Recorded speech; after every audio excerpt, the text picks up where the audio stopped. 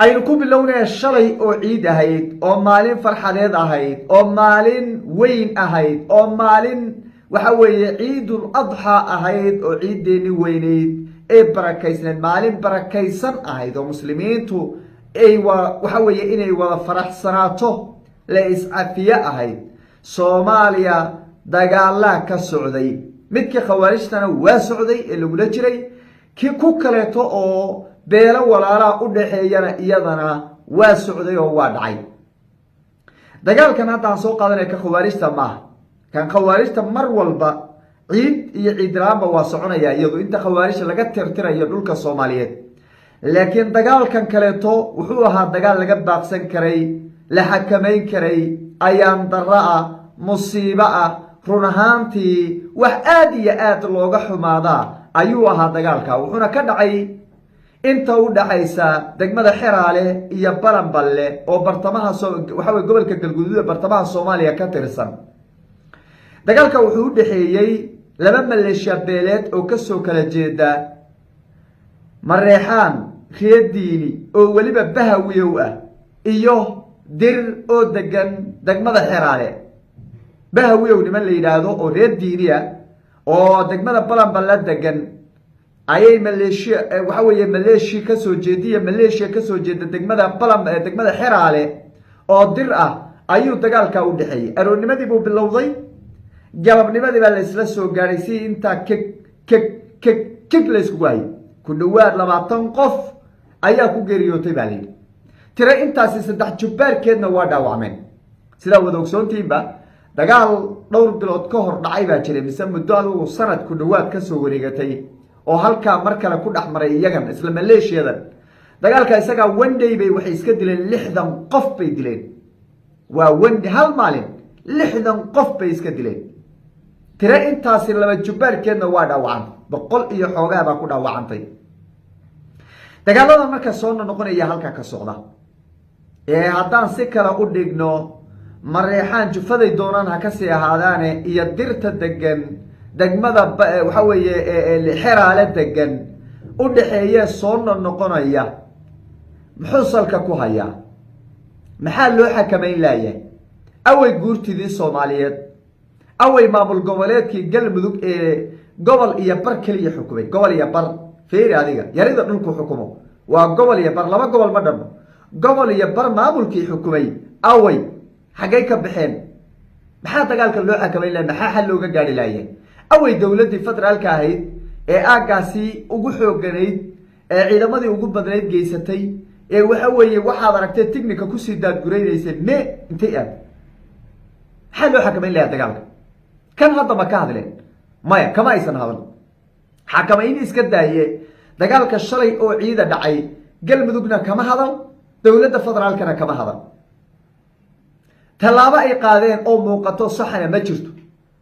maxaa looga aamusay waxaa hubaal ah in labada beelood waxa ku kala maqan loo kala qaadi karay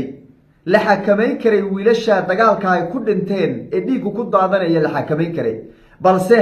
ay muuqato in madaxda dawladda federaalku iyaguba laga yaabo qaarkood inay ka shaqeynayaan fitinta iyo isku dirka colaada dadka walaalaha ee Soomaaliyeed sababtoo laba nin oo istagaalayso oo imaato waristaaya adii weyday macnaheedu waxay tahay inaad ku faraxsan tahay inay isdilaan macnaheedu waa inaad ku faraxsan tahay way taa baa loo qaadan karaa dawladda federaalka iyo maamul goboleedka deegaankan uu ka tirsan yahay muddo hal sano 200 oo wiil bay iska dileen maxaa loo dhowranayaa maxaa la isku dhowranayaa dadkan maxaa looga hadlayaa maxaa doorka dawladda waxa weeye u qaadan laadahay war hataa warisdaayay hadii mikrofon la qaato la dhaho oo banaanka la soo istaago la yiraahdo warisdaayay war dhigiinu waa xaraam war walaalaatihiin warisdaay hataa hadii la dhaho waa wax gal laakiin madaxdii dawladda kuwii maamul heer gobol iyo kuwii heer federaalba in laga aamuso afka laga xidho oo laga sheekeeyo wax aan jirin oo bulshada munafacaad lahayn iyo wax aan waxa weeye saliiraad lahayn oo runba aan laga sheekeeyo maanta oo dhan la yiraahdo konton baa la dilay khawaarija afartan baa la dilay khawaarija saaxiibada caalamiga iyo inta waxa weeye iska kaashanaya ciidanka nabad sugidda sirdoonka qaranka la yidhahdo laska soo fadhiisto oo waxa weeye wuxuu dadka iyo doorasho iyo qof iyo cod laga sheekeeyo waa ayaan daro inteeda leeg war dadkaas ha la kala gaadho oo guurtidii Soomaaliyeed naftirkeeda habacsanaan baa ku timid odayaashii dhaqanka habacsanaan baa ku timid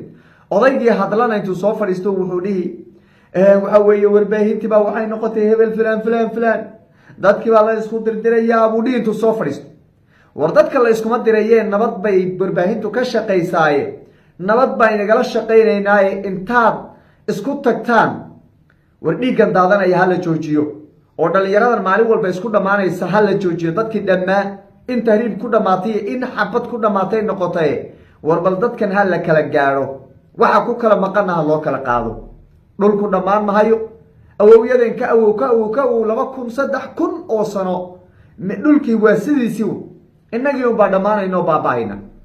waxaan leenahay markaa dagaalka waa laga baaqsan karay si khaldan buu ku dhacay dad walaalaha iska hortagay horay haddaad dhihi jirteen santaagow dhinac baad u jeecday oo saasaad samaysaa dhihi jirteen war hadda nabadda igala shaqaynaya ilmaadeeryaalow dadka xeraale degan nimanka xertay walaalaha waxa weeye magaca fiican la baxay xer la yidhaahdo la baxee dir ka soo jeeda iyo nimanka diin la baxay diinta ka waxa weeye iyagana ku magac darsaday mareexaan reer diiniye waliba bahawiyo nimanka la yidhaahdaa dadka ha la kala gaadho dadkaas ha la kala gaadho maantay ugu darnaan doontaa haddaan la kala gaadhin oo hubkii ugu badnaa ay ku soo daadgureeyeen deegaankii Jabsiile oo ilaa iyo hadda la is hor fadhiyaa oo xaaladdu ay aad u adag tahay maanta ha la kala gaadho shalay intii dhibatay wayba dhibatay war maanta ha la kala gaadho dadkaas ha la kala waxa weeye walaalahee Soomaaliyeed ha la nabadeeyo taasi waa midda dhinaca kaleeto iyadana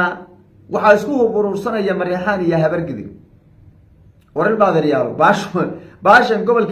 gobolada dhexe Soomaaliya gobolka joogta gobolka galgaduud iyo waxa weeye mudug gobol iyo barkii waxa weeye galmudug baashan taala maxay ahayd baashan aanada qabiilay waxa weeye 10 iyo 20 loo leeyahay maxay ahayd baashan farqaha tusbax furtay noqotay maxay ahayd waxan maxay ahayd waree galmudugow waad ceebowdeen ilmaadeeryaalo wax la isku qarin mayne waad ceebowdeen meelaha ugu dagaal badan aanada qabiil dilalka ugu xun ee ugu fool xun ee ka dhacayaan waa gobolka galmudug waxa weeye waa galmudug weeye waa gobol iyo barkii galmudug ay xukuntay weeye waa meelaha ugu daran weeye ugu daran markii la yiraahdo dagaal beeleed la yiraahdo meelaha ugu daran galmudug weeye reer galmudugu dib iskugu noqda oo odayaashiini iyo culimadiinkiini iyo dadkii waxgaradka ahaa iyo siyaasiyiintiinaba wax badan baa idinka khaldane bal dib iskugu noqdo oo sidii loo xakamayn lahaa dagaal beeleedyadan tusbax furtay noqday loo xakamayn lahaa ha lagu dadaalo ummadda Soomaaliyeed waxaan leeyahay maalmo barakaysan oo ciida lagu jiraa maalmihii xurmada lahaa baa lagu jiraa maalmo ummadda Soomaaliyeed oo dhan inay iscafidoon ilaahay ka dalbano ilaahay ka codsano inuu waxa weeye nabad iyo amni uu ina siiyo ayay ahayd maalmo aan isdillo oon iscunno oon israamsanno oo waxa weeye wiilasheena meydkoodu ay daadsanaadaan oo beerka xabadda iskaga dhufanno oo wiil iyo abtigii wiil iyo seedigii ay maanta sidaa isku cunaan dad isku deegaana aan kala tegaynin meel ay u kala socdaan jirin ma ahayne